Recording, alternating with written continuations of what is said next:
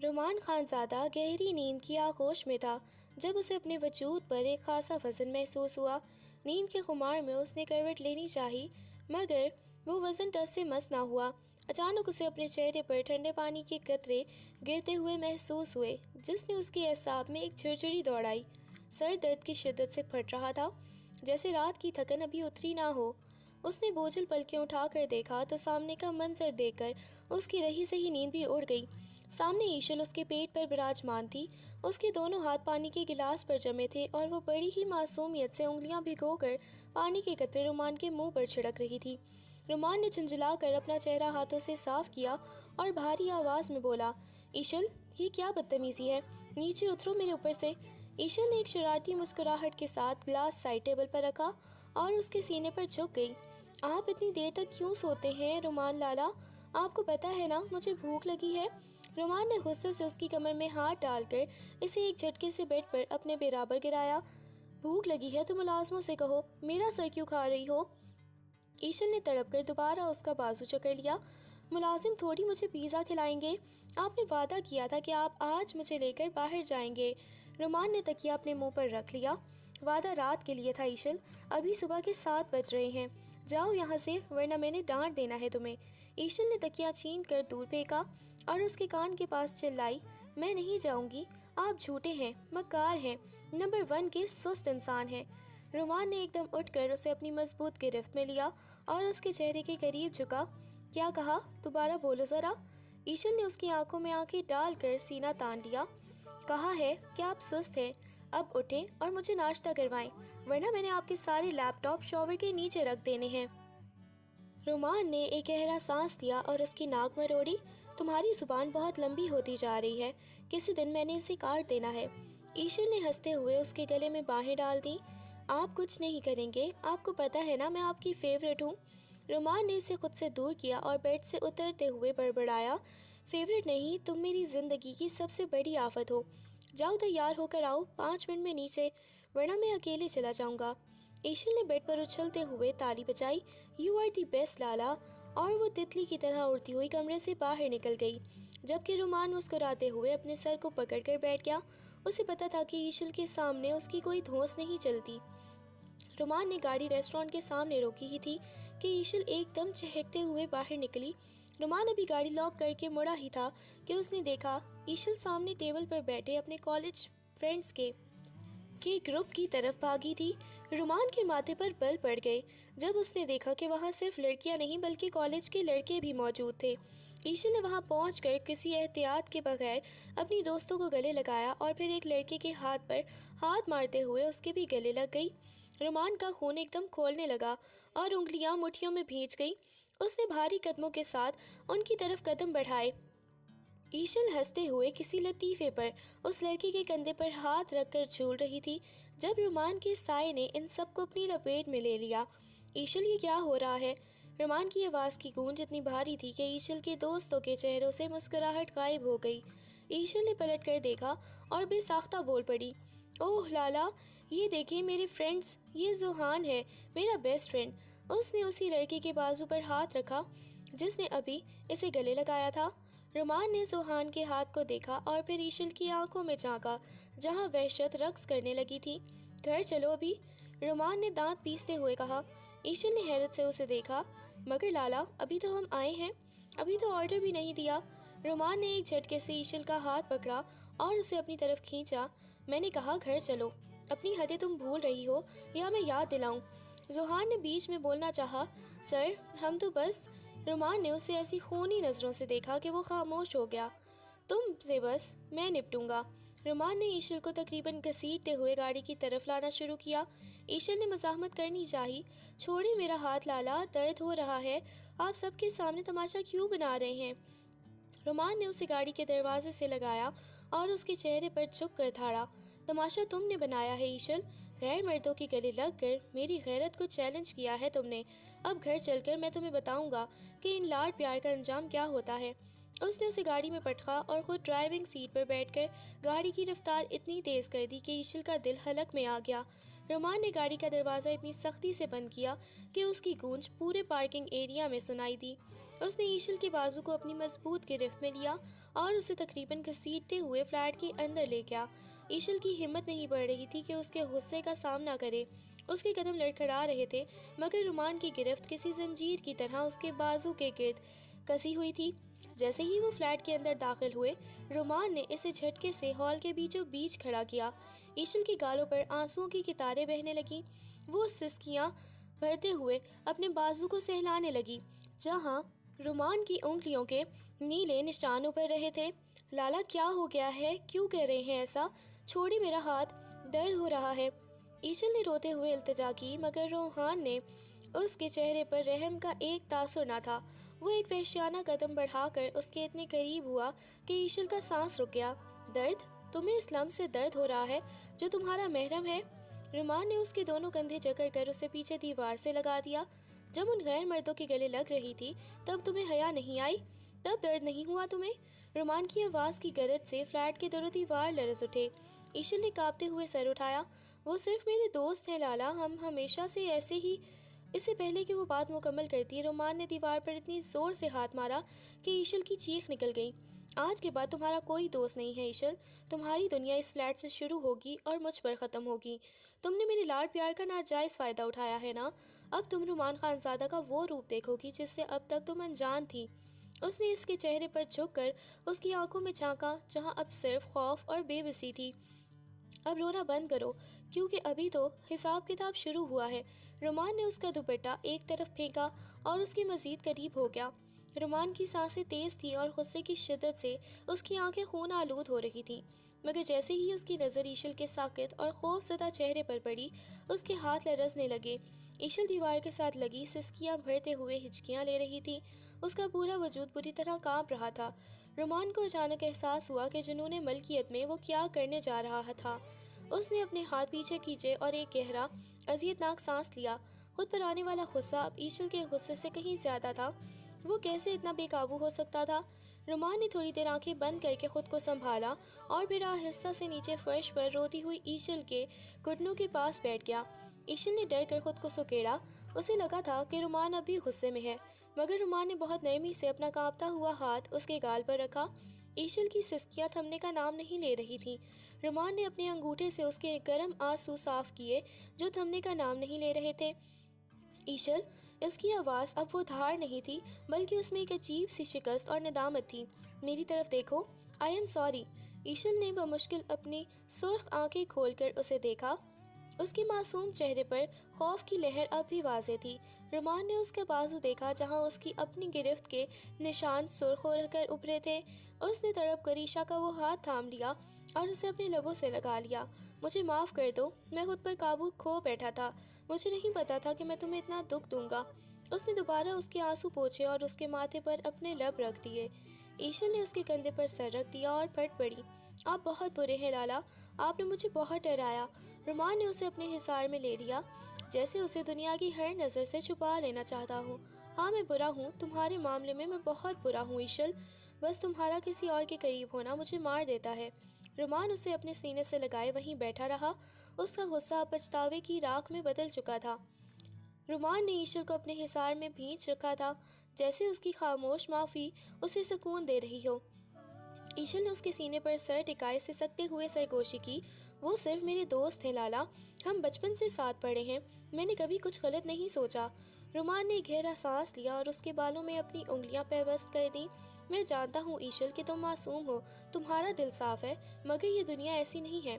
میں ایک مرد ہوں اور میں جانتا ہوں کہ مرد کی نظر اور نیت کب بدل جائے تمہیں پتہ بھی نہیں چلے گا۔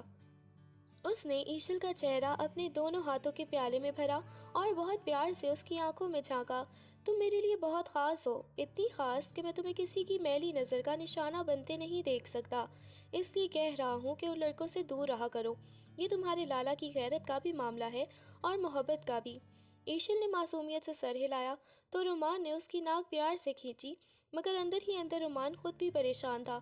اسے سمجھ نہیں آ رہی تھی کہ آخر کیوں وہ ایشل کے معاملے میں اتنا جنونی ہو جاتا ہے، کیوں اس کا دماغ کام کرنا چھوڑ دیتا ہے اور وہ اس معصوم پر ہاتھ اٹھانے یا اسے تکلیف دینے کے لیے چلا جاتا ہے۔ کیا یہ صرف بڑے بھائی جیسی فکر تھی یا کوئی ایسا جذبہ جو وہ خود بھی قبول کرنے سے ڈر رہا تھا؟ اس نے ایشل کو دوبارہ خود سے لگایا۔ اس کے دل کی دھڑکن اب بھی تیز تھی۔ وہ خود سے سوال کر رہا تھا کہ کیا واقعی ایشل کو صرف ایک کزن یا چھوٹی بہن سمجھتا ہے، یا پھر اس کی ملکیت کا احساس حدیں پار کر چکا ہے۔ رومان نے فیصلہ کیا کہ وہ اب اسے کبھی نہیں رلائے گا، مگر محبت اور جنون کی لکیر بہت دھندلی ہوتی ہے، اور رومان اس وقت اسی لکیر پر کھڑا تھا جہاں سے واپسی کا کوئی راستہ نہیں تھا۔ رومان نے ایشل کے گال تھپتھپائے اور اس کے مرجھائے ہوئے چہرے پر مسکراہٹ لانے کے لیے شرارتی انداز میں بولا، اچھا بابا، چھوڑو یہ رونا دھونا، میری جان کا موڈ پیزا کھانے کا تھا نا، تو آج رومان خانزادہ اپنے ہاتھوں سے اپنی آفت کے لیے پیزا بنائے گا۔ ایشل نے حیرت سے آنکھیں پھیلائیں، آپ کو پیزا بنانا آتا ہے؟ رومان نے آستینیں اوپر چڑھاتے ہوئے اسے کچن کی طرف دھکیلا، تمہارے لالا کو سب آتا ہے، بس دیکھتی جاؤ۔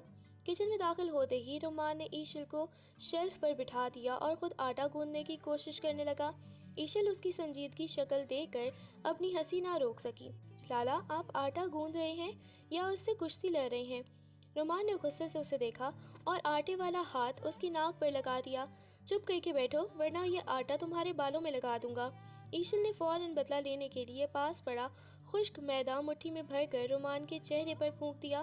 پورا کچن سفید دھواں بھر گیا تھا اور رومان کا چہرہ کسی بھوت جیسا لگنے لگا۔ رومان نے ایک لمحے کے لیے آنکھیں بند کی اور پھر ایشل کی طرف لپکا، اب تم نہیں بچو گی۔ ایشل ہنستی ہوئی کچن میں ادھر ادھر بھاگنے لگی۔ رومان اسے پکڑنے کے چکر میں خود پھسلتے پھسلتے بچا۔ لالا، آپ تو بالکل اناڑی لگ رہے ہیں۔ ایشل کی کھنکھناتی ہنسی کچن کے در و دیوار میں گونج رہی تھی۔ رومان نے اسے آخر کار کونا دبا لیا اور اس کے دونوں ہاتھ جکڑ کر اسے اپنے قریب کیا۔ ایشل کا سانس پھول رہا تھا اور اس کے چہرے پر جمی میدے کی سفیدی اس کی معصومیت کو اور بھی نکھار رہی تھی۔ رومان کی نظریں اس کے ہنستے ہوئے لبوں پر جم گئیں۔ وہ اسے سزا دینے کا سوچ رہا تھا مگر ایشل کی بے ساختہ ہنسی اور اس کی آنکھوں کی چمک نے اسے وہی ساکت کر دیا۔ رومان کو محسوس ہوا جیسے اس کی روح اس ہنسی میں قید ہو رہی ہو۔ وہ غصہ، وہ جنون، وہ دنیا کی فکریں سب کچھ جیسے اس لمحے تھم گئی تھیں۔ ایشل نے اسے خاموش دیکھ کر شرارت سے اس کے گلے میں باہیں ڈال دیں۔ کیا ہوا لالا، ہار مان لی؟ رومان نے مدہوشی کے عالم میں سر جھکایا اور اس کی پیشانی پر اپنے لب رکھ دیے۔ ہار تو میں اسی دن گیا تھا جب تم نے پہلی بار مجھے لالا کہا تھا۔ ایشل نے شرما کر نظریں جھکا لیں اور کچن کا وہ منظر کسی خوبصورت خواب جیسا لگنے لگا۔ جہاں آٹا بکھرا ہوا تھا، پیزا کا کہیں نام و نشان نہ تھا، مگر ان دونوں کے دلوں میں ایک انوکھی مٹھاس گھل رہی تھی۔ وقت پر تو کسی کا زور نہیں، اور وقت کے ساتھ ساتھ ایشل کے لاڈ اٹھانے والی وہ معصومیت اب ایک خود اعتماد لڑکی کی شخصیت میں ڈھلنے لگی۔ کالج کے وہ دن لٹ گئے تھے جب وہ رومان کے ایک اشارے پر سہم جاتی تھی یا ہر چھوٹی بات کے لیے اس کے پیچھے بھاگتی تھی۔ اب وہ یونیورسٹی کی طالبہ تھی جہاں نئی دنیا تھی، نئے لوگ تھے اور اپنی مرضی سے فیصلے کرنے کا ایک نیا احساس۔ رومان کے لیے یہ تبدیلی کسی اذیت سے کم نہ تھی۔ وہ تو اس ایشل کا عادی تھا جو اس کے بستر پر بیٹھ کر اسے نیند سے جگاتی تھی، مگر اب ایشل اپنی زندگی میں اتنی مصروف ہو گئی تھی کہ اسے رومان کے پاس بیٹھنے کا وقت بھی مشکل سے ملتا۔ ایک شام رومان ہال میں بیٹھا کسی فائل کا مطالعہ کر رہا تھا کہ ایشل تیزی سے سیڑھیوں سے اتری۔ وہ باہر جانے کے لیے تیار تھی۔ رومان نے نظریں اٹھا کر اسے دیکھا اور بے ساختہ پوچھا، کہاں جا رہی ہو ایشل؟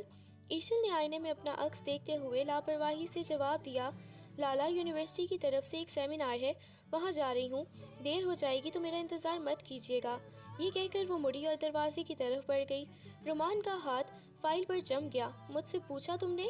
یا اب رومان خانزادہ کی اجازت کی ضرورت نہیں رہی؟ ایشل نے دروازے کے ہینڈل پر ہاتھ رکھا اور مڑ کر ایک بھیگی سی مسکراہٹ دی، لالا، اب میں بچی نہیں رہی اور یہ سیمینار میری اسٹڈیز کے لیے ضروری ہے، اس میں پوچھنے والی کیا بات تھی؟ رومان ایک جھٹکے سے صوفے سے اٹھا اور اس کا پارا ہائی ہو گیا تھا۔ بات ضروری کی نہیں ایشل، بات طریقے کی ہے۔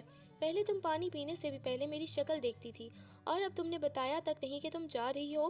ایشل نے تھوڑا سا جھنجھلا کر کہا، تب میں چھوٹی تھی لالا، اب مجھے اپنی ذمہ داریوں کا پتہ ہے، پلیز مجھے لیٹ ہو رہا ہے۔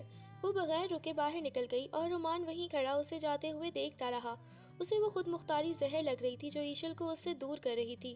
اسے ایشل کا وہ بدلا ہوا لہجہ ہضم نہیں ہو رہا تھا، جہاں اب لالا لفظ میں وہ پہلے والی اپنائیت اور تابعداری نہیں تھی بلکہ ایک رسمی پکار تھی۔ رومان نے مٹھیاں بھیج کر دیوار پر ماری۔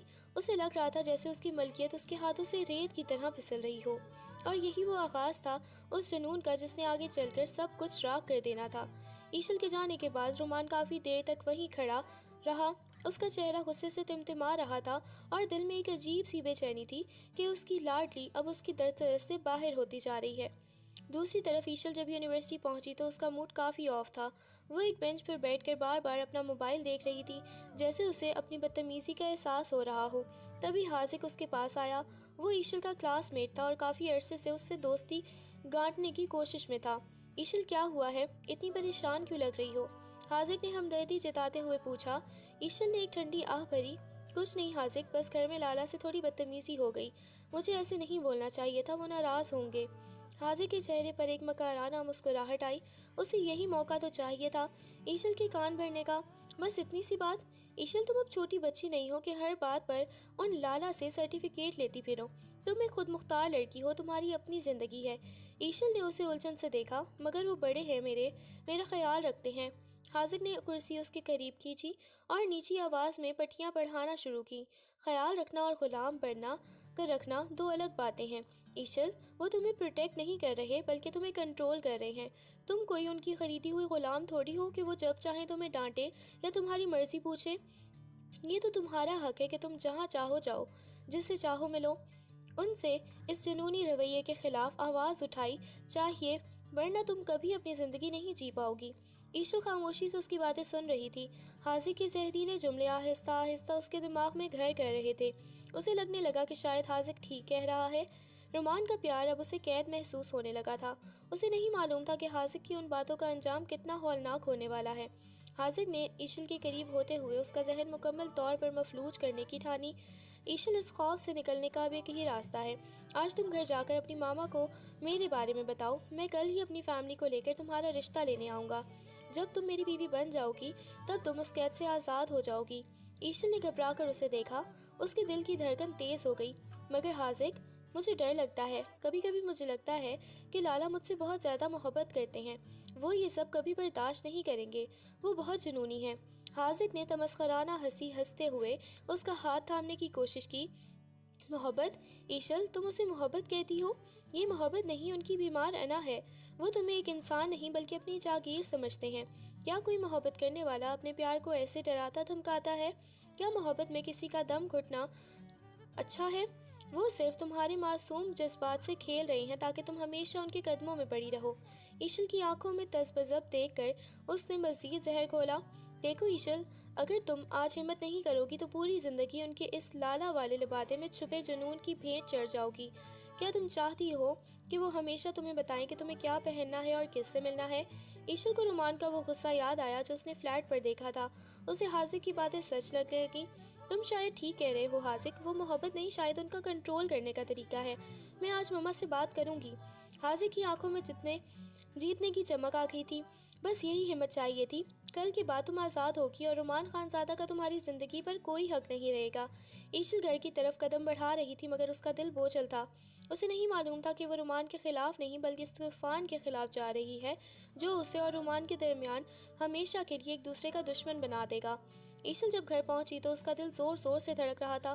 وہ سیدھی اپنی مما کے کمرے میں گئی اور حاذق کے بارے میں سب کچھ اگل دیا۔ مما، وہ بہت اچھا لڑکا ہے، کل وہ رشتہ لے کر آنا چاہتا ہے۔ میں اب لالا کے ڈر میں مزید نہیں رہ سکتی۔ اب اس کی مما کو جواب دیتی کہ دروازے پر رومان کے بھاری قدموں کی چاپ سنائی دی۔ وہ کافی دیر سے وہیں کھڑا سب سن رہا تھا۔ رشتہ؟ اس 2 ٹکے کے لڑکے کا رشتہ؟ رومان کی آواز میں وہ گرج تھی کہ ایشل کی روح کانپ گئی۔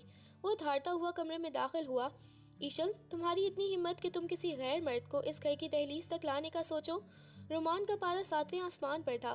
وہ ایشل کی طرف بڑھا ہی تھا کہ پیچھے سے اس کے بابا، ایشل کے تایا اور ایشل کی بیوہ پھپھو ایشل کی ماں کمرے میں آ گئیں۔ بس رومان، بہت ہو گیا تمہارا یہ جنون۔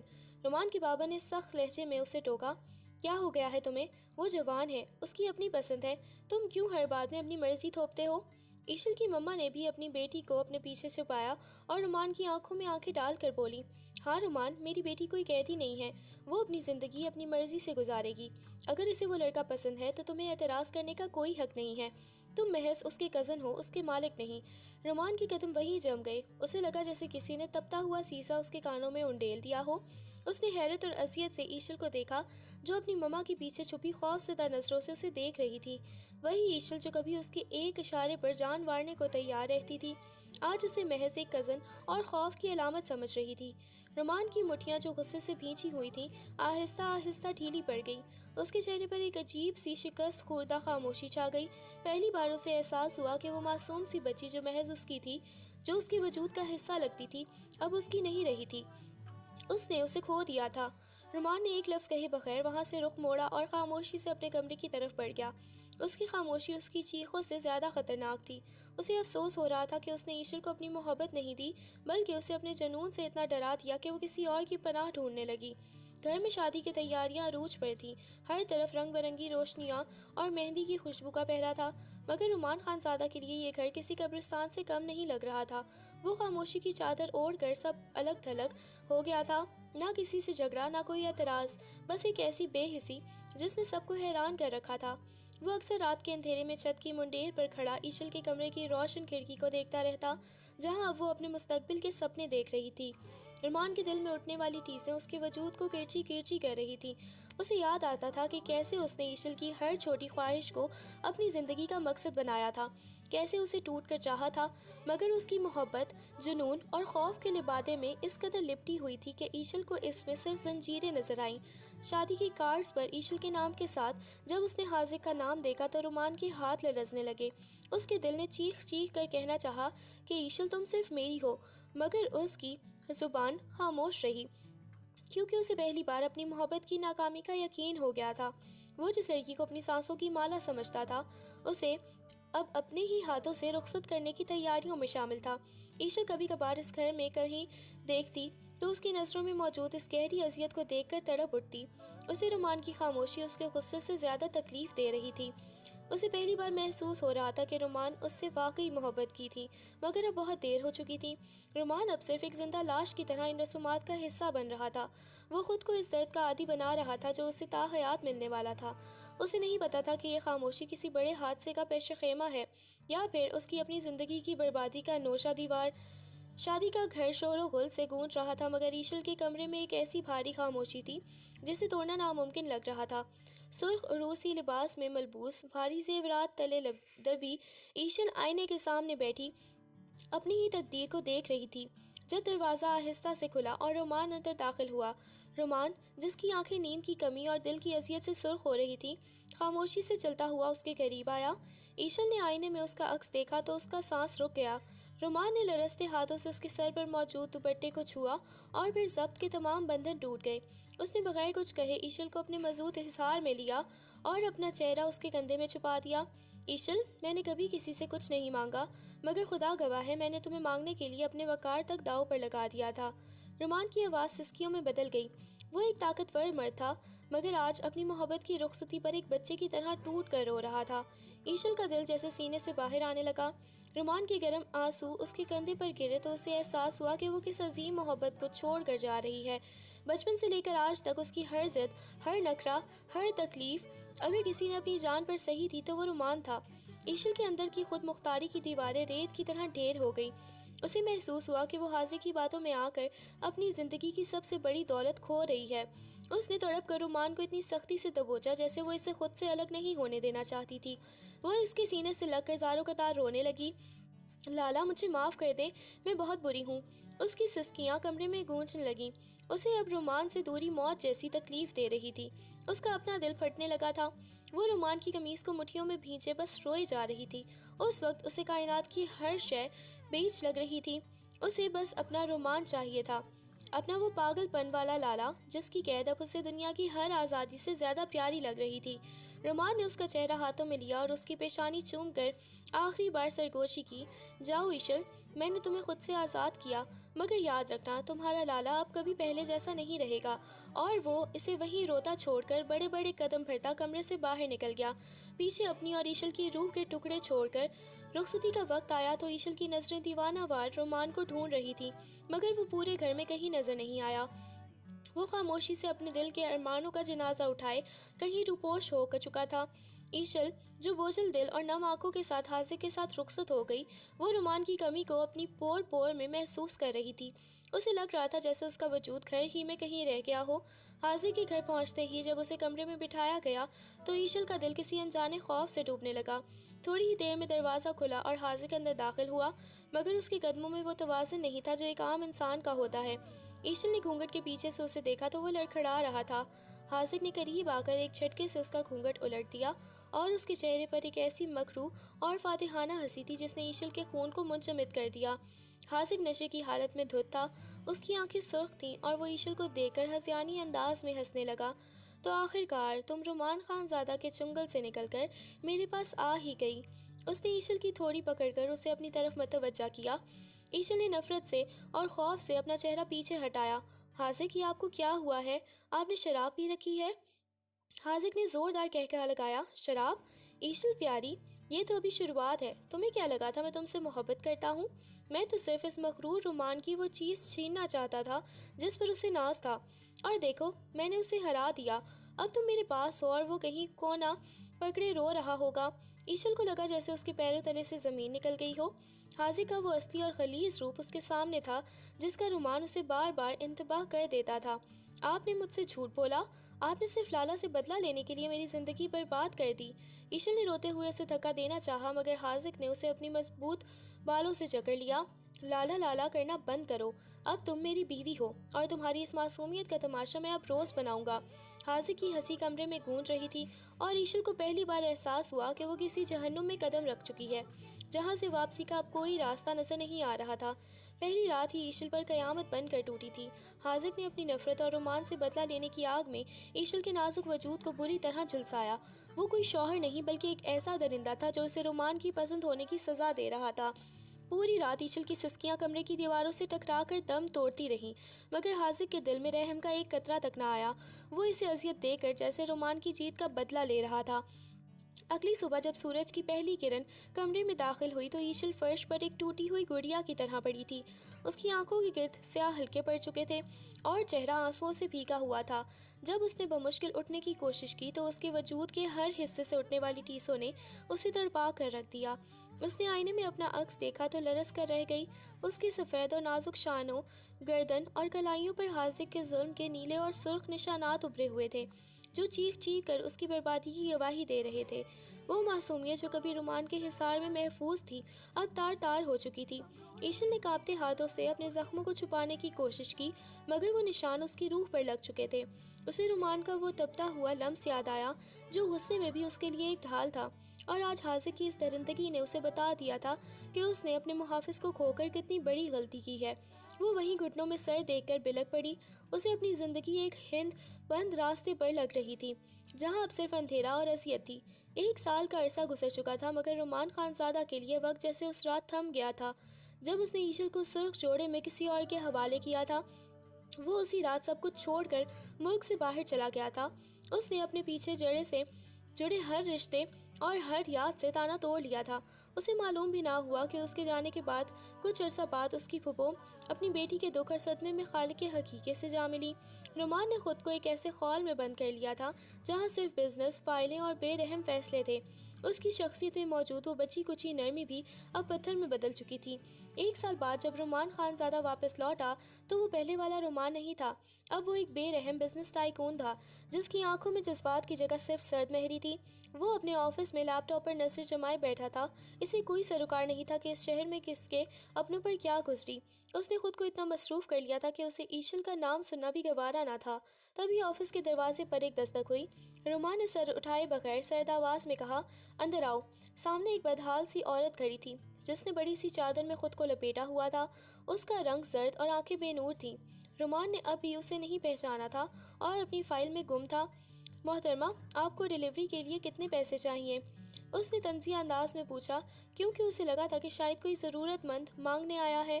سوہا، ایشل نے سسکتے ہوئے جب وہ معمولی سی رقم بتائی تو رومان کی ہنسی نکل گئی۔ اتنے میں تو آج کل پیزا بھی نہیں آتا، آپ ڈیلیوری کیسے کروائیں گی؟ اس نے طنزیہ ہنستے ہوئے جیسے ہی سر اٹھا کر سامنے دیکھا تو اس کے ہاتھ سے پین گر گیا۔ سامنے اس کی اپنی سابقہ آفت کھڑی تھی، جو اب ایک بڑے پیٹ کے ساتھ کسی اور کے نہیں بلکہ اسی کے جنون کا بوجھ اٹھائے ہوئے مدد مانگ رہی تھی۔ رومان کا دل ایک لمحے کے لیے دھڑکنا بھول گیا، اس کی آنکھوں میں وحشت اور غصے کی لہر دوڑ گئی۔ اس نے فوراً اپنے سیکرٹری اور گارڈز کو باہر جانے کا اشارہ کیا اور روم لاک کر دیا۔ رومان تیزی سے اس کی طرف بڑھا اور اسے میز سے لگا کر اس کے چہرے کے قریب سرگوشی کی۔ پیسے چھوڑو، پہلے یہ بتاؤ اس چھوٹے گینگسٹر کا باپ کہاں ہے؟ اس نے جھک کر ایشل کے بڑے ہوئے پیٹ پر ہاتھ رکھا۔ اس ننھی سی جان کو محسوس کرتے ہوئے رومان کے اندر ایک طوفان اٹھ رہا تھا۔ ایشل کی آنکھوں سے آنسو ٹوٹ کر رومان کے ہاتھ پر گرے۔ اس کے پاس کوئی جواب نہیں تھا، صرف خاموش سسکیاں تھیں۔ رومان خانزادہ اپنے عالیشان آفس میں بیٹھا لیپ ٹاپ پر انگلیاں چلا رہا تھا۔ اس کے گرد پھیلی خاموشی اس کی شخصیت کی طرح سرد اور بے رحم تھی۔ 1 سال کی جلا وطنی نے اس کے دل کو پتھر بنا دیا تھا۔ تبھی انٹرکام پر سیکرٹری کی آواز گونجی، سر، باہر ایک لڑکی آئی ہے، بہت مجبور لگ رہی ہے، حاملہ ہے اور اسے ڈیلیوری کے لیے کچھ پیسوں کی مدد چاہیے، کیا اسے اندر بھیج دوں؟ رومان نے ایک لمحے کے لیے بھی نظریں اسکرین سے نہیں ہٹائیں۔ اس کے ماتھے پر اکتاہٹ کی لکیریں ابھری۔ ہاں بھیج دو، میرا وقت ضائع نہ کرے، بس رقم پوچھ کر اسے فارغ کرو۔ اس نے مصروفانہ انداز میں جواب دیا اور دوبارہ اپنے کام میں غرق ہو گیا۔ تھوڑی دیر بعد آفس کا بھاری دروازہ آہستہ سے کھلا اور قدموں کی چاپ سنائی دی۔ وہ لڑکی سامنے رکھی کرسی پر بیٹھنے کی بجائے وہیں فاصلے پر کھڑی رہی۔ اس کا سانس پھول رہا تھا۔ محترمہ، آپ کو ڈیلیوری کے لیے کتنے پیسے چاہیے؟ رومان نے نظر لیپ ٹاپ جمائے بغیر دیکھے پوچھا۔ ایشل نے سسکتے ہوئے جب ایک معمولی سی رقم بتائی تو رومان کے لبوں پر ایک تلخ اور طنزیہ مسکراہٹ آ گئی۔ اس نے ابھی سر نہیں اٹھایا تھا۔ اتنے میں تو آج کل پیزا بھی نہیں آتا، آپ ڈیلیوری کیسے کروائیں گی؟ اس نے تمسخر اڑاتے ہوئے جیسے ہی سر اٹھا کر سامنے دیکھا تو اس کے سینے میں جیسے کوئی دھماکہ ہوا ہو۔ قلم اس کی انگلیوں سے چھوٹ کر میز پر جا گرا۔ سامنے بڑھے پیٹ کے ساتھ ایک میلی سی بڑی چادر میں خود کو لپیٹے اس کی سابقہ آفت کھڑی تھی، جس کی آنکھیں اب ویران تھی اور چہرہ زرد پڑ چکا تھا۔ وہ لڑکی جو کبھی رومان کے لیے کائنات کا مرکز تھی، اب کسی اور کے جنون کا بوجھ اٹھائے اس کے سامنے بھکاری بن کر کھڑی تھی۔ رومان کی آنکھوں میں وحشت رقص کرنے لگی۔ اس نے ایک جھٹکے سے اٹھ کر سب کو باہر جانے کا اشارہ کیا اور تڑاق سے روم لاک کر دیا۔ وہ خونخوار قدم بڑھتا اس کے قریب آیا اور ایشل کو کمر سے پکڑ کر میز کے ساتھ لگا دیا۔ پیسے چھوڑو، پہلے یہ بتاؤ اس چھوٹے گینگسٹر کا باپ کہاں ہے؟ اس نے جھک کر اس کے وجود کو محسوس کیا جہاں ہاسک کی نشانی پل رہی تھی۔ رومان کی آواز میں غصہ اور اذیت کی ایک ایسی لہر تھی جس نے ایشل کے پورے وجود کو لرزا کر رکھ دیا۔ بولو ایشل، کہاں گیا تمہارا وہ دوست؟ کہاں گئی تمہاری وہ آزادی جس کے لیے تم نے مجھے بیچ چوراہے پر نیلام کر دیا تھا؟ ایشل کے پاس جواب میں صرف بہتے ہوئے آنسو تھے جو اس کی چادر پر گر کر جذب ہو رہے تھے۔ رومان کے لہجے میں چھپی نفرت اور حقارت نے ایشل کے اندر جمی برف پگھلا دیا تھا۔ اس نے لرزتی نظروں سے رومان کے اس سخت اور بے رحم چہرے کو دیکھا۔ اسے یاد آیا وہ وقت جب رومان اس کے گرد ایک ایسی دیوار بن کر کھڑا رہتا تھا جسے کوئی چھو بھی نہیں سکتا تھا۔ جب تک رومان اس کا محافظ تھا اسے کبھی کسی نظر، کسی دکھ یا کسی حاذق کا خوف نہیں ہوا۔ 1 سال کی اس طویل اذیت میں جہاں اسے روز مرنا پڑتا تھا، وہ کبھی کسی کے سامنے نہیں روئی۔ اس نے اپنے آنسو پیتے ہوئے خود کو پتھر بنا لیا تھا، مگر آج اپنے سامنے وہی محافظ دیکھ کر اس کے صبر کا بندھن ریزہ ریزہ ہو گیا۔ ایشل کی سسکیاں ایک دم چیخوں میں بدل گئیں۔ وہ تمام تر تکلفات اور ماضی کی تلخیوں کو بھول کر بالکل اس طرح رومان کے سینے سے جا لگی جیسے بچپن میں ذرا سی چوٹ لگنے پر اس کے حصار میں پناہ لیتی تھی۔ لالا، اس نے تڑپ کر پکارا اور اپنی مٹھیوں میں رومان کی مہنگی شرٹ کو ایسے جکڑ لیا جیسے کوئی ڈوبتا ہوا سہارے کو پکڑتا ہے۔ رومان جو ابھی تک اسے تلخ باتیں سنا رہا تھا، ایشل کے اس اچانک لمس اور اس کی ہچکیوں سے بالکل ساکت ہو گیا۔ اس کا وہ غصہ جو پہاڑ کی طرح کھڑا تھا، ایشل کی ایک آہ سے مٹی کا ڈھیر بننے لگا۔ ایشل اس کے سینے سے چمٹی زاروں قطار رو رہی تھی۔ اس کا بڑا ہوا پیٹ ان دونوں کے درمیان ایک تلخ حقیقت کی طرح حائل تھا جسے رومان جھٹلا نہیں سکتا تھا، مگر اس وقت اس کی بے بسی نے رومان کے اندر کے تمام گلے شکوے مٹا دیے تھے۔ رومان کے ہاتھ جو پہلے اسے خود سے دور کرنے کے لیے اٹھے تھے، اب خود بخود ایشل کی کمر کے گرد سنبھالنے کے لیے مڑ گئے۔ اس نے محسوس کیا کہ ایشل کا وجود کتنا نحیف ہو چکا تھا، وہ اس کی باہوں میں کانپ رہی تھی۔ ایشل، رومان کی آواز میں اب وہ سردی نہیں تھی، بلکہ اس میں ایک ایسی اذیت تھی جو صرف اپنوں کو ٹوٹتا دیکھ کر پیدا ہوتی ہے۔ ایشل نے اس کے سینے میں اپنا چہرہ چھپائے ہوئے ہانپتے ہوئے کہا، لالا، میں مر جاؤں گی، مجھے بچا لیں، میں بہت اکیلی ہو گئی ہوں، مما بھی چلی گئی ہیں اور میں… وہ اپنی بات مکمل نہ کر سکی اور اس کی ہچکیاں دوبارہ بند گئیں۔ رومان نے اسے مزید خود سے بھینچ لیا اور اس نے اپنی آنکھوں میں اترتے ہوئے آنسو پر غصہ آ رہا تھا، مگر وہ ایشل کی اس حالت پر خاموش نہیں رہ سکتا تھا۔ رومان کے سینے سے لگی ایشل کی سسکیاں ابھی تھمی بھی نہ تھی کہ اچانک اس کا وجود رومان کے ہاتھوں میں جھولنے لگا۔ اس کی سانسیں اکھڑنے لگیں اور درد کی ایک شدید لہر نے اسے بے حال کر دیا۔ رومان نے گھبرا کر اسے سنبھالا، اس کا دل پاش پاش ہو رہا تھا جب اس نے ایشل کو تکلیف سے تڑپتے دیکھا۔ وہ پاگلوں کی طرح اسے اپنی گود میں اٹھا کر ہسپتال کی طرف بھاگا۔ راستے بھر وہ اسے حوصلہ دیتا رہا مگر اس کے اپنے ہاتھ کانپ رہے تھے۔ ہسپتال پہنچتے ہی اسے آپریشن تھیٹر لے جایا گیا۔ گھنٹوں کی اذیت ناک انتظار کے بعد جب نرس باہر آئیں تو اس کے ہاتھوں میں ایک گلابی کپڑے میں لپٹی ننھی سی جان تھی۔ مبارک ہو، بیٹی ہوئی ہے، نرس نے مسکرا کر کہا۔ رومان نے کانپتے ہاتھوں سے اس ننھی سی پری کو تھاما۔ وہ بالکل ایشل جیسی تھی، وہی معصومیت، وہی نقوش۔ رومان کی آنکھوں سے آنسو ٹوٹ کر اس بچی کے گال پر گرے۔ اسے سمجھ نہیں آ رہا تھا کہ وہ خوش ہو یا اس درد پر ماتم کرے جو ایشل نے تنہا سہا تھا۔ کچھ دیر بعد جب ایشل کو ہوش آیا تو رومان اس کے سرانے بیٹھا اس ننھی جان کو گود میں لیے اسے نہلا رہا تھا۔ ایشل جو بوجھل پلکیں اٹھا کر اسے دیکھا تو مان کی نظریں اس کے مرجھائے ہوئے چہرے پر جم گئیں۔ اس نے بچی کو سائڈ پر رکھا اور ایشل کا ہاتھ تھام کر بہت ضبط کے ساتھ پوچھا، ایشل اب تو بتا دو حاضر کہاں ہے؟ وہ تمہارے ساتھ کیوں نہیں ہے؟ ایشل نے دکھ سے اپنی آنکھیں بند کر لیں۔ ایک گہرا آنسو اس کی کنپٹی سے ہوتا ہوا تکیے میں جذب ہو گیا۔ اس نے مجھے طلاق دے دی ہے لالا۔ اس کی آواز اتنی نحیف تھی کہ رومان کو لگا اس کے کان بج رہے ہیں۔ اس نے کہا کہ اس کا مقصد صرف آپ کو نیچا دکھانا تھا اور جب وہ پورا ہو گیا تو اس نے مجھے حاملہ حالت میں ہی گھر سے نکال دیا، ایشل نے ہچکیاں لیتے ہوئے بتایا۔ رومان کا خون ایک دم کھولنے لگا، اس کی مٹھیاں بھیج گئیں اور آنکھوں میں وہی پرانی وحشت لوٹ آئی۔ اسے اپنی اس محبت پر افسوس ہو رہا تھا جسے اس نے ایک درندے کے حوالے کر دیا تھا، مگر اب اس کی نظروں میں ایک عزم تھا، وہ ایشل اور اس ننھی پری کو اب کبھی خود سے دور نہیں ہونے دے گا۔ الویرا کی آنکھوں سے آنسو جاری تھے، اس کے لہجے میں برسوں کا قرب اور شکوہ سمٹ آیا تھا۔ اس نے تڑپ کر کامیار کی طرف دیکھا اور بولی، تم مجھے اس ظالم دنیا کے رحم و کرم پر چھوڑ کر چلے گئے تھے، تمہیں اندازہ بھی ہے کہ میں نے یہ وقت کیسے گزارا؟ تم نے مجھے بالکل اکیلا کر دیا تھا، ان لوگوں کے حوالے کر دیا جن کے دلوں میں رتی برابر رحم نہیں تھا۔ کامیار خاموشی سے اس کی اذیت دیکھتا رہا، اس کی اپنی آنکھیں بھی نم تھیں لیکن اسے خود پر ضبط پانا پڑا تھا۔ پھر وقت نے پلٹا کھایا۔ پورا 1 سال کامیار نے سائے کی طرح الویرا کے ساتھ گزارا۔ اس نے الویرا کی ٹوٹی ہوئی ہمت کو جوڑا، اس کے ہر دکھ کا مداوع کیا اور ہر پل اس کا خیال رکھا۔ اس دوران کامیار کا رخ حاذق کی طرف بھی رہا۔ حاذق جس نے ان کی زندگیوں میں زہر گھولا تھا، اسے کامیار نے بڑی مہارت سے اس کے عبرتناک انجام تک پہنچایا۔ حاذق کی ہر چال الٹی پڑ گئی اور آخر کار وہ اپنے کیے کی سزا پا کر منطقی انجام کو پہنچا۔ جب انتقام کی آگ ٹھنڈی ہوئی اور زخم بھرنے لگے تو ایک خوبصورت شام الویرا اور کامیار کا نکاح پڑھایا گیا۔ الویرا کے ہاتھ حنا سے سجے تھے اور کامیار کے چہرے پر ایک فاتحانہ مسکراہٹ تھی۔ جب قاضی نے ان کے رشتہ جوڑا تو الویرا کو احساس ہوا کہ کامیار نے اسے تنہا نہیں کیا تھا بلکہ وہ اسے ہمیشہ کے لیے اپنا بنانے کے لیے تیاری کر رہا تھا۔ دونوں نے ایک نئے سفر کا آغاز کیا جہاں اب کوئی جدائی اور شکوہ نہیں تھا۔ آج ایشل ایک بار پھر دلہن بنی، مگر اس بار وہ کسی زبردستی کا شکار نہیں تھی بلکہ اپنی زندگی کی سب سے بڑی سچائی، اپنی سب سے بڑی محبت کے نام ہونے جا رہی تھی۔ سرخ پہاڑی عروسی لباس میں ملبوس ایشل آئینے کے سامنے بیٹھی اپنی ہی رنگت کو دیکھ رہی تھی جو رومان کے نام کی خوشی سے دہک رہی تھی۔ تبھی دروازہ کھلا اور رومان خانزادہ کالی شیروانی میں ملبوس اپنے پورے جاہو جلال کے ساتھ اندر داخل ہوا۔ رومان نے آئینے میں ایشل کے سراپے کو دیکھا تو اس کے قدم وہیں رک گئے۔ وہ خاموشی سے چلتا ہوا ایشل کے پیچھے آ کر کھڑا ہوا اور اپنے دونوں ہاتھ اس کے کندھوں پر رکھ دیے۔ تمہیں اندازہ نہیں ہے ایشل کے اس لمحے کے لیے میں نے کتنی راتیں جاگ کر گزاری ہیں، کتنی بار خود سے لڑا ہوں۔ اس کی آواز کی تھڑتھڑاہٹ میں برسوں کی تڑپ صاف جھلک رہی تھی۔ ایشل نے مڑ کر رومان کی آنکھوں میں دیکھا جہاں اب غصہ نہیں بلکہ پگھلتا ہوا پیار تھا۔ اس نے ہمت کر کے رومان کے ہاتھ تھام لیے اور انہیں اپنے لبوں سے لگا لیا۔